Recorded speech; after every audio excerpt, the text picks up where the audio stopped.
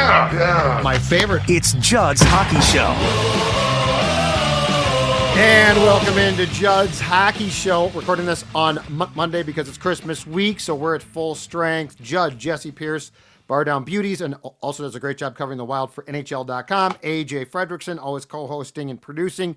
As always, a lot to get to, including some injury updates. Some guys are coming back for the beleaguered Wild, who are going through their first real skid of the season. But before we get to that, I want to talk to you guys about my friends, the official sports bar, the Sports Dad. That is Park Tavern, St. Louis Park, located at the corner of Louisiana Avenue South and Highway 7. I want to talk to you about a couple of things there. One, the holiday gift cards. So if you buy one right now for $100, guess what? You're going to get a $25 gift card for free. So $125 in value. Great stocking stuffer. The next thing, their New Year's Eve bash. That's right. On Tuesday, December 31st, obviously. Cosmic Bowling, 9:30 to close. parktavern.net, parktavern.net. And remember, if you have a group gathering for your company, for your family, Park Tavern is the place to go. Bowling, tons of fun, couple of bars, and all of the games that you could want to watch. All right. Happy holidays. So let's start by unpacking the presents. Jessi Pierce, what presents of players are going to be back? Now, just for context, the Wild plays Monday night against Chicago at the X. They then are off through the Christmas break, returning on Friday against, I believe, Dallas in Dallas. Yeah. Woo. Happy holidays. But exciting stuff. Can't decide how I feel. I literally kept forgetting. Marc-Andre Fleury last week was like, we play Monday? And I was like, I know, you play Monday, apparently. Like, it's just, I'm checked out. I'm checked out. Well, and the so play is he, of the clearly. team hasn't. Yeah, exactly. But Marc-Andre Fleury getting a little bit of help in the crease. Philip Gustafsson returns tonight. Praise the Lord. We love to see that. The goaltending has been, different without him, lacking without him. Now it's just not on all the goaltending between Jesper and Marc-Andre, certainly, but Philip Gustafsson, with how hot he started out this year, that's a huge get back. All indicators are that he is starting tonight, and Marc-Andre Fleury will back up. John Hines non-committal on that, but Fleury's backing up and Gus is starting, so let's go with that. That's what I'm going to say. I'm going to just go ahead and call it what it is. I like it. Yep. Like it. And then you've got Yakov Trenin, my nemesis. Let's call him a nemesis this year. He's back in the lineup though. Brandon Gaunt's out, and Travis Dermott is also out tonight. Again, John Merrill in defensively, but that's it. So those guys are officially back. Joel Eriksson Ek also took part in morning skate this morning. He will not play tonight. Potential for him to play in Dallas or when they return from the break. Now, the big question is he can do stuff on his own. He's not allowed to do team activities because of the holiday break. It is a mandatory time off. So whether Eriksson Ek is skating on his own during this time, it's to be determined, but he is very, very close. It seems he looked great out there, all smiles. He skated before the team had their morning skate as well. So he's really getting back, revving up. And then there was a quick update on Middleton and Lauko. Lauko, as of right now, does not need surgery for his injury, which is good. And the update on Middleton is he is progressing to return at some time along his timeline, which we still haven't been given, but we know is going to be at least early to mid-January. Now on Jake, we should have, he broke his hand, so like he can work like that should be a pretty quick return once they declare him good to go, because he'll be fit. Right. The Eriksson Ek thing was a leg or something like that. That one, so here's my problem. Okay? The recent swoon, like teams go on swoons. It just happens. The Wild was not going to sustain the play that they had. I guess what I'm disappointed in, though, is that the production from not the first line, but like the second line has not been there. And the Jets game was not a shocking loss. It was an ugly loss, and I don't think it was a particularly good performance. I found it interesting that Jessi Hines seemed to be bugged by something that he should have been, which is the Wild sort of went to an East-West game instead of a North-South game, which they need to play. What do we think is going on here? The defeats are one thing. Going through a slump happens, all of that. But that Jets game did not sit well, in my opinion. And like what bugged Hines, I thought was a very legitimate thing, which is if you're going to go into Winnipeg and be competitive in that game, it's going to be a tough game. Felt like the Wild sort of resisted the temptation to play a tough game. And as a result, basically got blown out. Yeah, it kind of feels like right now it's a Festivus situation, right? Like Yeah. I'm going to air all my grievances and you're my problems and you're going to listen to them. So Matt Boldy's kind of been a big problem as of right now. You had mentioned that east to west.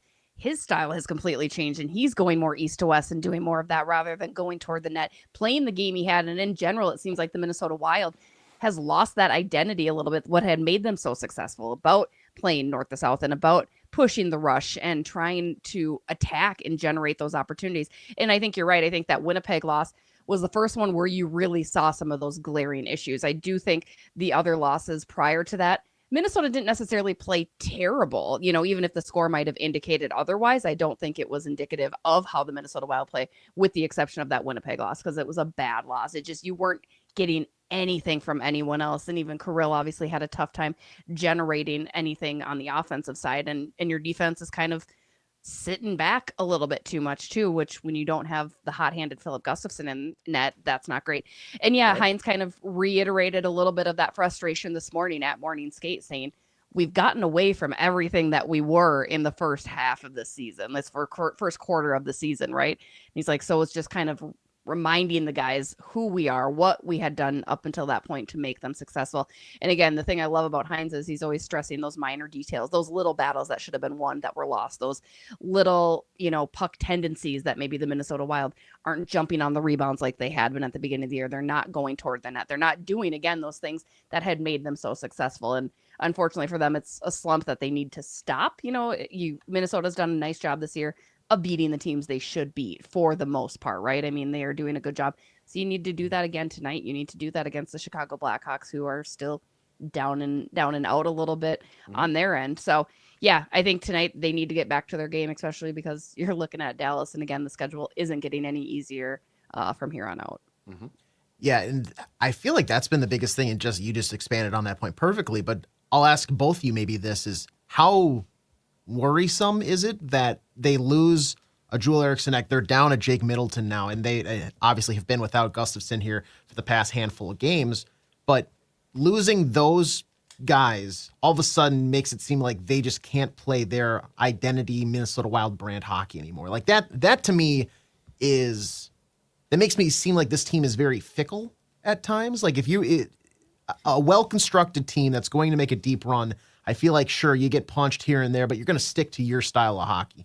You're not going to bend and mold and do this other stuff. But when we see them just like not curl up and kind of just like, we're seeing them adapt to other teams' games, which I feel like before they were just bullheaded with, we're playing Minnesota Wild hockey. And now that you're missing a couple guys, to me, it causes a concern. It raises some concerns here that if you can't be healthy, is this the story for the rest of the year? Yeah, I mean, it made me go back and look at some of those wins early on in the year and be like, were we just so elated that they were winning because it's that schedule? Now that you investigate it, kind of soft, right? Like, I mean, it's a winnable schedule, so now it starts making me scratch my head. Again, I don't want to be an alarmist because I think they should be able to get it back, and you're going to go through, as Judd said, swoons. You're going to go through these types of swings, right? It's just a matter of how you get yourself out of it and how quickly you can turn things around.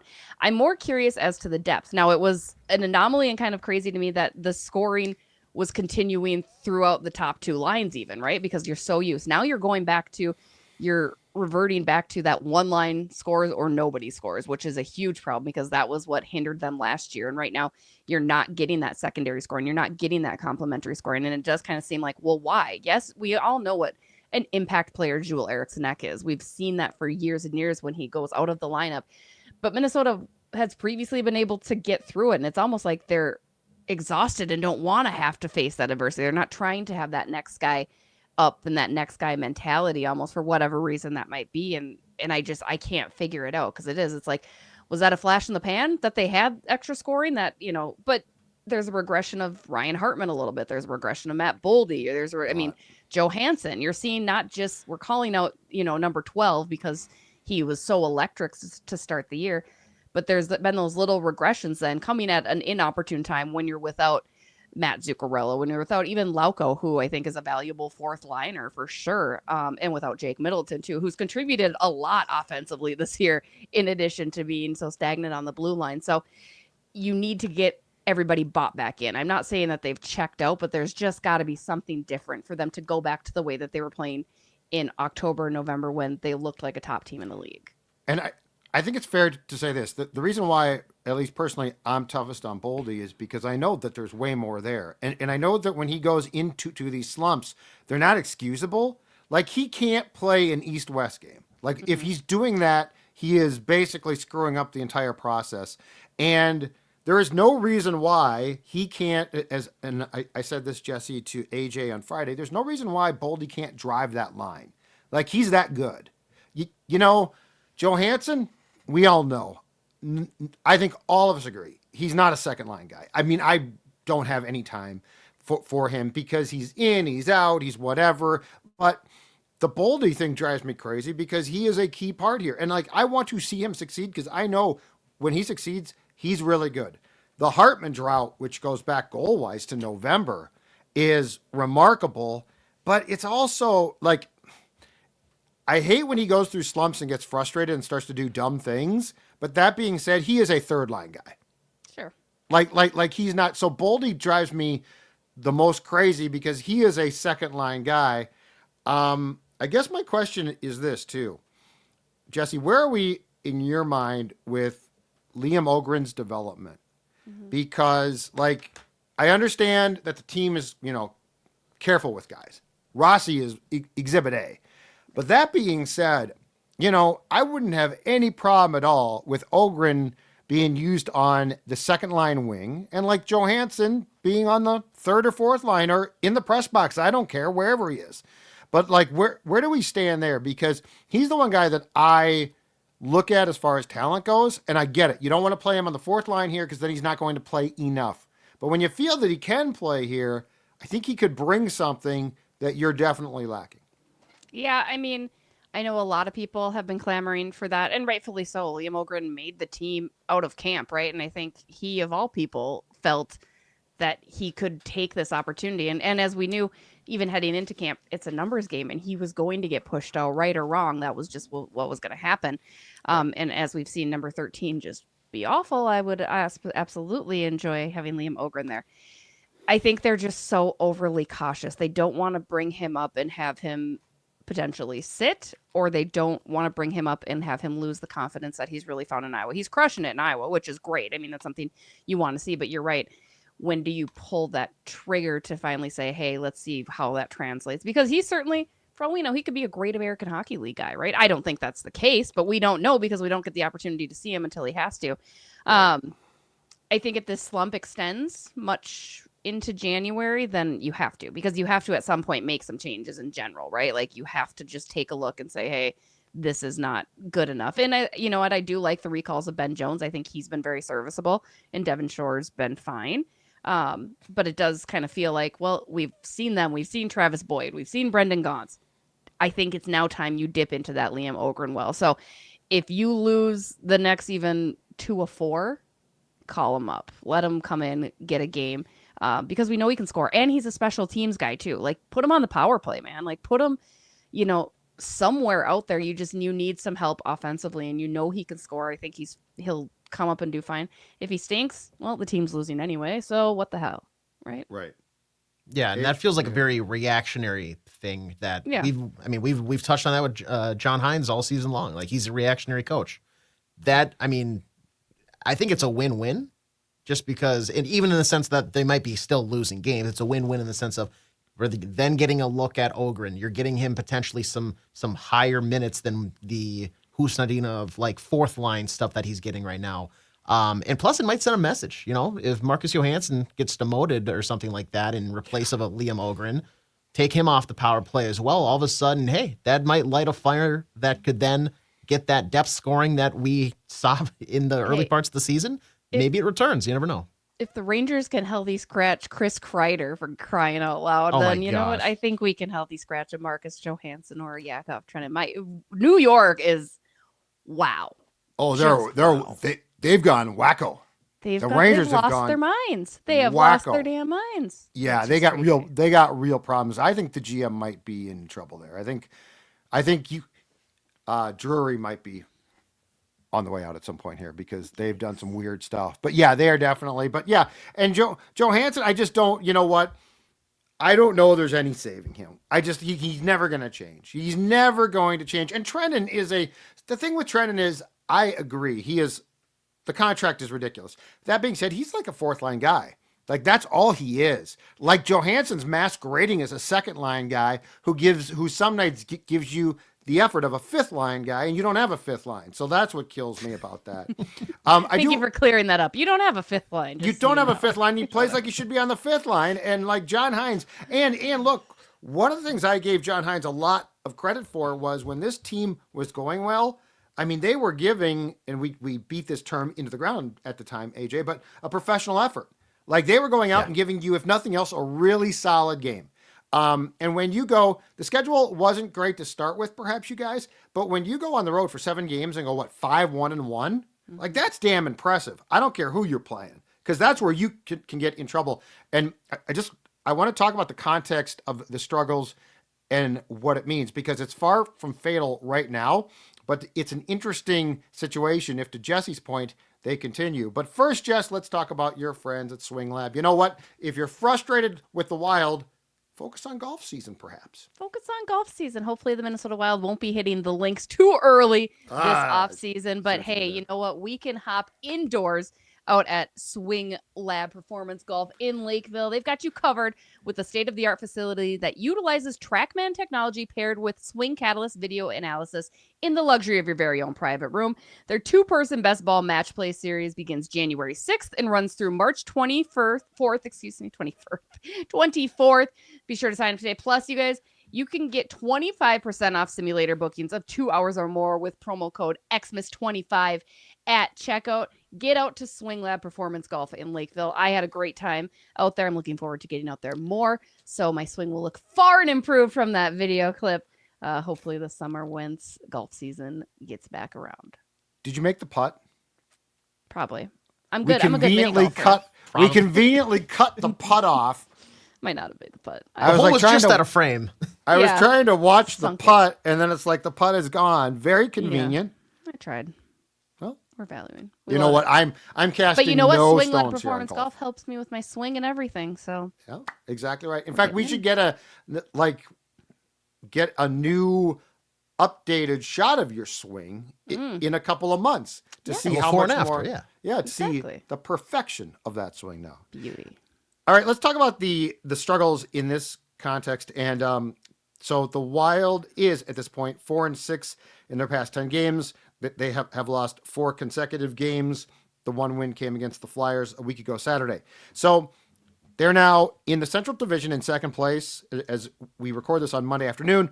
44 points, 5 points behind the Jets, 2 points above the Avalanche, who have moved into third place. And they are playing well. It looks like they are finally getting some decent goaltending. They obviously have the offensive firepower. The top 2 teams in the wild card, 39 points apiece. The very dysfunctional Canucks, you talk about problems, locker room problems, Calgary Flames. And then what's interesting is with 38 points, Dallas and Utah as well.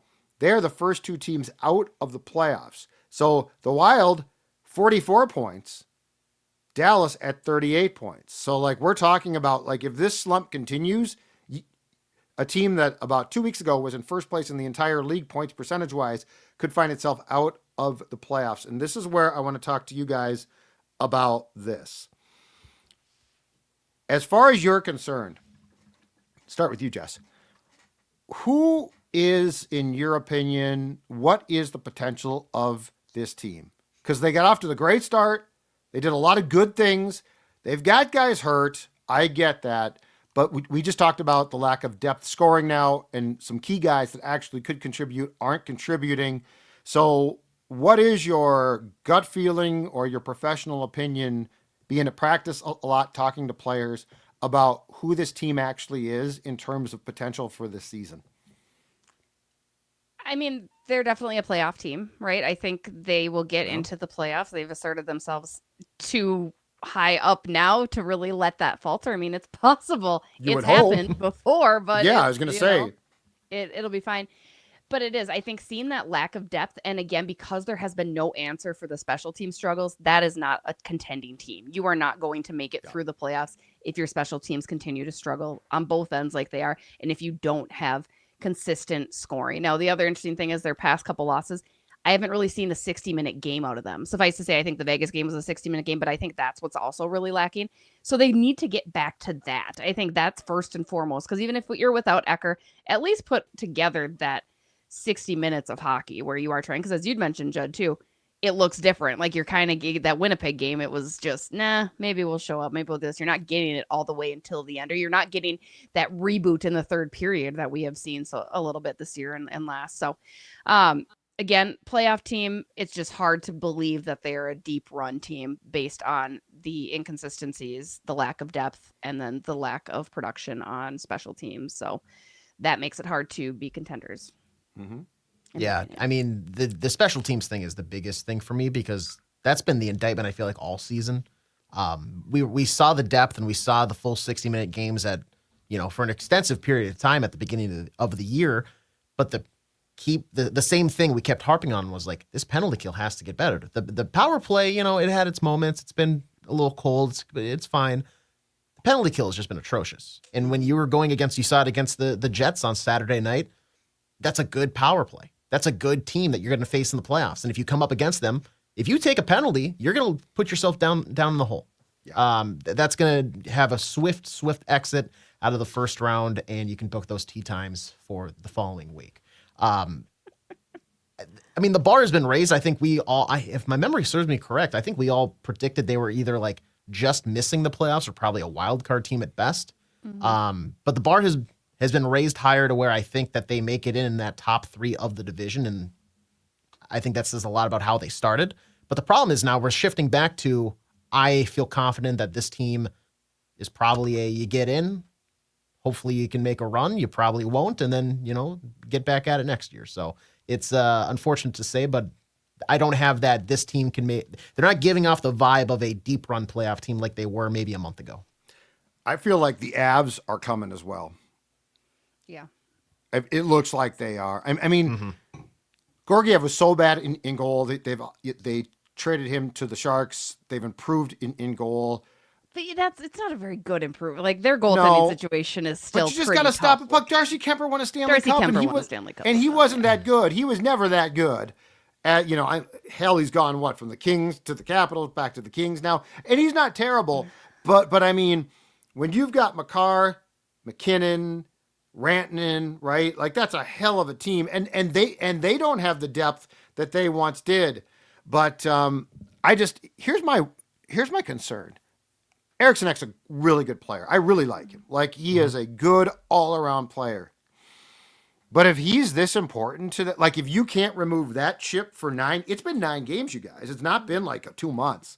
If you can't remove that chip for 9 games without this team basically just going down the crapper, and the Middleton loss definitely hurts too.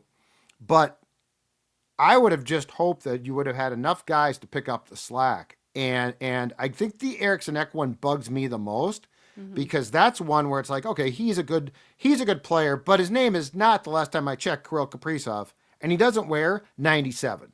Like you take Kaprizov out, it's over. Like it's over. That's fine. I'll go home. I'll shut up. I won't complain about it. But for number 14, if he's going to be this important, I just think your depth is it's weird because we talked about this, like John Hines was going on and on at one point about how we got more depth now, right? We got good depth. We didn't have good depth last year. We got good depth. And it's sort of like, but your middle tier guys aren't that good, I guess. And I don't think that can be fixed. So now I'm back to, is this a playoff team or is this a team that got off to a good start, banked some points, but eventually could cost itself? I don't know the answer anymore. Yeah, I mean, it's frustrating. It's a head scratcher, right? Because none of us expected them to play to the level that they played at. And that's why I think going back and looking at a critical eye, you start to really be like, you start to find the little mishaps, right? Like, this actually shouldn't have really counted. We shouldn't have been that excited about this. Plus, that's the Minnesotan in us because we've been waiting for that other shoe to drop. Well, it fell. It fell all the way down to the bottom. Marco Rossi, I think, has been a great guy to showcase that you can step up into that role. But go back to the beginning of the year, and we had talked about how the third line hadn't done a good job producing, how the fourth line had really struggled. To have those continue to struggle and then miss your second line and your first line getting shut down, now it is a problem, right? So I also want to look at some of those guys too. Like, you guys know I love Moose. I adore him. I need more. I need more from Freddie Gaudreau. I need more, And again, yes, those lines are the identity lines, the guys that are just going to be out there to cause a little bit of ruckus, but you're not even seeing that. Like, I just need a little bit more engagement sometimes, I think, because if you're not going to be able to score, at least help prevent the other team from doing much of anything, right? And I think that's where you're getting these odd man rushes too, and then there's the defensive lapse, and then boom, it's in the back of the net. So I think taking better care of that neutral zone area, especially when it comes to the third lines and the fourth line shifts, would be a really good opportunity to just try to be a little bit more stingy out there, because for whatever reason, the puck's not necessarily bouncing Minnesota's way, and that's going to happen throughout the course of the season. Again, I'm not hitting the panic button saying like, oh, it's all over. Right. But it's starting to level up the amount of concern. Like, all right, when are you going to get Matt Boldy scoring back? And it will come back. Boldy has proven this again and again. It's kind of somebody had mentioned to me that he reminds them of Kevin Fiala. Don't love the comparison, but also don't totally disagree with it, because Fiala was very, very similar, where it was very hot and then very different cold talents. And very hot. Yes, I'm right, but I mean, as far as the production goes, I could see that similarity. So we'll see. Yeah, I mean, it is concerning that Ecker is such a piece, because around the league, he's not probably a top line center for anybody else, but he's very valuable here. So yeah, I think that also maybe shows just like how important having capable centers are in this league. I'm not, this is going to take a giant pivot to the thing that I have been saying that they shouldn't do for a while, but Eriksson Ek is a tremendous center. He wins draws. He plays defensively very sound. He's good on the penalty kill, but he's also able to jump up in the offense.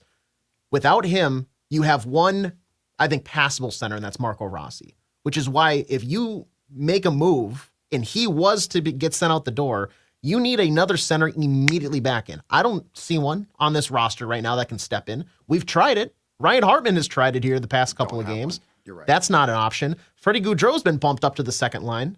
That's not an option. As hard as he tries and as much effort as he puts in, the skill is just not there to be a second line center. You could argue maybe they have somebody coming up in the minors or in the junior, like in a prospect realm, but at the same time, they're not going to be ready to make any sort of run. Like, that is a couple years from now situation. Marco Rossi is about as crucial to this lineup at this moment, given the health, as anybody else. Maybe not 97, but anybody else other than 97. It's incredible that I feel like we still have this narrative that like, oh, he could be sent out the door and blah, blah. If you take him out and he were to trip and fall down the stairs today and he can't play tonight, I would say Chicago probably runs wild all over Minnesota. Like, they don't have anybody that can drive up the middle. And this is something that Judd, I know, talked about with me, I think, on Friday night, which is you have to rely on your higher skilled players to drive lines. Kirill Kaprizov does that with that top line. He's a franchise player. He should be doing that, and he does each and every night. Matt Boldy needs to be doing that with the second line. That should not be Freddie Gaudreau, Ryan Hartman. We know Marcus Johansson probably can't do it, even though does he show the skill that he can be a good complement? Yes. Matt Boldy has to refine his game, because I don't want a guy who is 6'2", 6'3", is talked about by the GM of the team as being potentially a 50-50 guy at some point in his career, to be compared to Kevin Fiala. Not that Kevin Fiala is not a skilled player, but we've been there before. I can't have these off days. Matt Boldy. Well, there's no excuse for him. No, there's not. And we're holding him to a higher standard because he's a higher standard player. Like Trennan's going to come in tonight. He's going to have a Yakov Trennan game. And you know what? Are we going to give him crap about it? Probably. But at the end of the day, I'm not going to lose sleep. He's going to be skating around the ice. I'm not going to lose sleep over a Trennan performance where he gets 12 minutes and blah, blah, blah. Correct. I am going to lose sleep if Matt Boldy goes out there and just kind of like goes through the motions. And, he was there and, we're going to reach in and take a penalty and go to the box and I'm going to come on. You drive it north to south. That's what you do, Matt Boldy. I don't know. I know that was a ricochet shot to get from one to an A to B to C, and Matt Boldy's the victim at the end of the day. But you know what? I'm sick of seeing this play. Right. All right, I got an idea. And here's something that has surprised me a bit in game. We've gotten some of this, but I think it's time for some line adjustments. The line heathens unite. I hate to do this because it's rewarding him, but I also feel like it would get him out of his slump. And I also feel like he'll shoot the puck. I would put Boldy back on the wing with Kaprizov and Rossi. And here's why. Zuccarello and Kaprizov are scoring some goals, but have you noticed we're getting the tic-tac-toe goals? They're nice goals, don't get me... They finish it, though. They finish. They do, but what I'm saying is I don't need the Globetrotters. I want north to south hockey where Boldy will just get the puck and shoot it with Kaprizov. Then put Zuccarello on that second line and let him, because he loves to pass the puck, let him try and pass the puck to Johansson. Who's going to finish on that line then? That's the problem. You have Johansson's not finishing that shot. Nobody's finishing on that line right now. But I'm trying to get Boldy back into actually shooting the puck and playing the game. And I'm more concerned about him than Mats. It's not an ideal thing, but your problem right now is you have isolated basically these three skilled guys on the top line. You don't really have a north to south guy then. I mean, Kaprizov can be, but he can also be, basically whatever the hell he wants.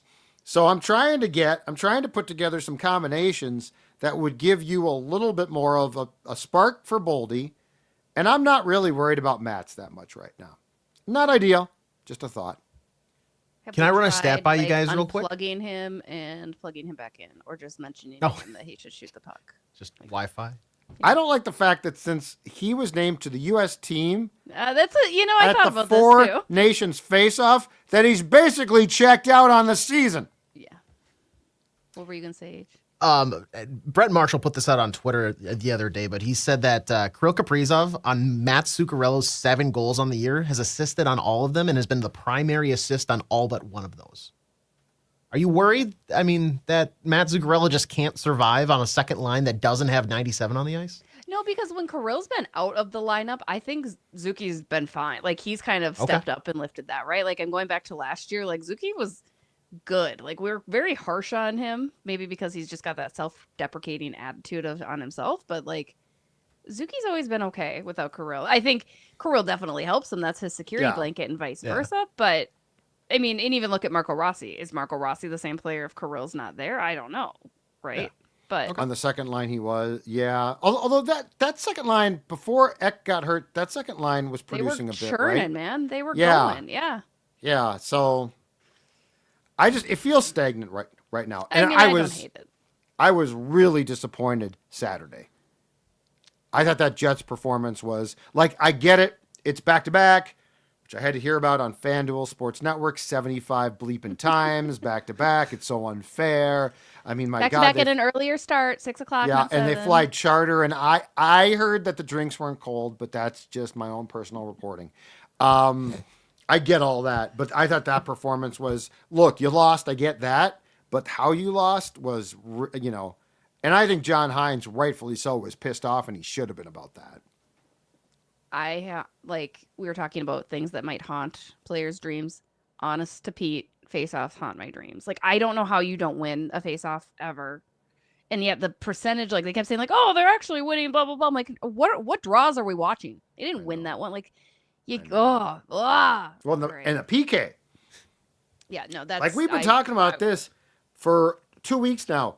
If you can't win the draw, at least try to just tie up the other center while the puck lays loose so someone else can go get it. Worst case, you take another penalty. They ain't going to call another penalty.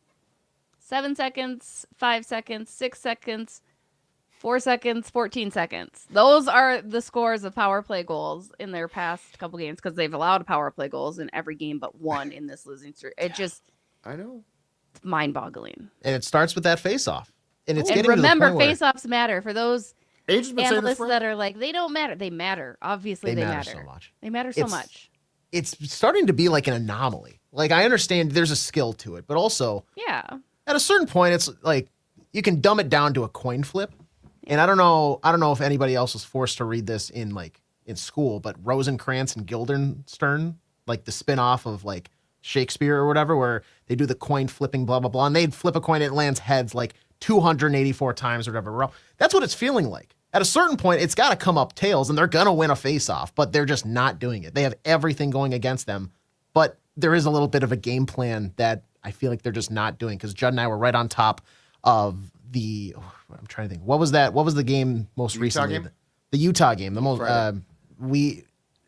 there seems to be no direction when they're in their own zone for a face-off. Or even in the offensive zone, because they're just relying on the center to win it, and that's then we're going to have possession. But you're going to do at those certain dots in the certain game situation. You should have a laid out plan in your mind, like, okay, if we're in the right circle down in the defensive zone, again. Yeah. I can't, and you're going up against the same gosh darn centers too at the same time in the course of a game. Like, what they're going to do. Some guys get low, some guys use their body, some guys use their skates, like some guys push it, like, what they're going to do. Figure it the F out. You're going to know it's Connor Bedard tonight. Good luck. Well, and you don't need, for a penalty kill, you don't need to win it clean. No. It could be the ugliest thing in the world. This is the one thing that your guy Dean talked about. Jessi, you remember his whole thing was the center is not the sole person who loses the faceoff is not the center. He's the guy it starts with. But then you can have people jump in. Yeah. Like that was Dean's whole point. And on the PK, I would say that's a huge point. Like, you're not trying to win. You don't need to win it clean. Yeah. You just need to make sure the puck doesn't get back to the point so they can start to basically embarrass you. Body him out. I don't care what you do. Yeah, right. Point, exactly. Yeah. Well, I do think that to wrap things up, I do think that there is a conversation probably to be had that if this really is a playoff team, they almost have to go trade for a center. I mean, that's been the Wild's curse for decades, right? Well, because they traded the best center in franchise history before I ever played a game here. My guy, Ryan O'Reilly. Go get him. Do you think a second would get him off there? Is he back yet? I'd trade for him in a wheelchair right now, to be honest. I mean, I love ROR. He's my guy. Jesse's a big fan. I'm a big fan. I like Ryan. No, I know. Riley, yeah. But you need somebody. You cannot continue on with this lack of depth there. No, and I mean, it's something that I think that's probably top priority to address coming up this offseason, right? Because your blue line technically should be fine. Yeah, and once Jake comes back, although I do have to tell you, the last 2 Saturdays, Jonas Brodin has made plays he doesn't make, and I don't mean that in a good way. The great windmill save by Fleury was a Brodin screw up that Jessi tried to give him crap for, and he didn't even remember he had done it. And then in against the Jets, he made another blind play that got put in the net. I don't like to see that. No, not gonna. Again, sometimes it's just, and maybe they need. I don't know. Maybe the break's good. Take a break. Take a couple days. Yeah, off. I'm glad that everyone can take a break. That's great. Break. I hope they go out and get candy bars and they all get what they want for gifts. And I'm really glad to hear that rehabbing players can't even work like just for the 2 day, just Tuesday through Thursday. Yeah. You know what? If you're hurt, that shouldn't count. If you're hurt, that shouldn't count. You get the trainer in the building. You get your ass in there, and you are a professional athlete paid millions of dollars. I can't believe that they can't work with the staff. I'm going to talk to Bill about that tonight. It's the league. You got to go straight to the top. No. I'm not mad at Bill. I'm going to sympathize and tell him this is ridiculous. I often like to share things with Bill that I find to be stupid, and this is one of those. Hey, there's a couple articles that we need to send Bill too that I've been reading lately about why the Edmonton Oilers will never win a cup with those two players, because they have no scoring depth and they have no bottom. See, you're antagonizing Bill. I'm sympathizing. I am basically an AGM. I think we should let him know. I'm going to keep. The only reason I'm keeping going because I will be right by the end of this. I am going to be right. The Oilers will have no cups. So the Oilers will have no cups with McDavid and Draisaitl on there. Wow. All right. You know what? We're done. Claim. Merry Christmas. Happy holidays. We'll talk soon. She's Jessi. He's AJ. I'm Judd. Judd's Hockey Show. Enjoy the time off.